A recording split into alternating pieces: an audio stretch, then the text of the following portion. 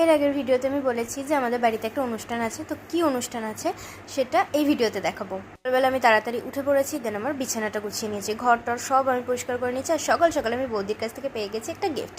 দেন এখানে এই ভাই দুটো আমরা সবাই এখানে ব্রেকফাস্ট করতে বসে গেছি, কারণ আজকে হচ্ছে আমার ছোট্ট পাপার বার্থডে। ওর 3 বছরের জন্মদিন ছিল। সকালবেলা আমি গেছিলাম কিছু ফুল আনতে এবং কিছু ক্যান্ডেল টপার এগুলো আনতে। দেন বাড়ি এসে আমি বৌদিকে সাজাতে বসে গেছি। ডার্লিংকে সাজিয়ে নিয়ে আমি এবার নিজে সাজবো। দেন আমার যেতে যেতে ওখানে ওর ভাত খাওয়া হয়ে গেছে, শুধু কেক কাটিংটা বাকি ছিল।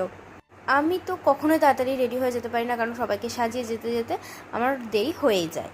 কি ভাগ্যিস আমার তাড়াতাড়ি হয়ে গেছিলো, তার জন্য আমি ওর কেক কাটিংটা দেখতে পেরেছি। এখানেও নিজেই কেক খেতে ব্যস্ত, কেউ খাবে না তো কী করবো, নিজেই খাবে। এখানে সবাই বসেছে খেতে, আমাদের বারান্দাতেই খাওয়ানো হয়েছিল।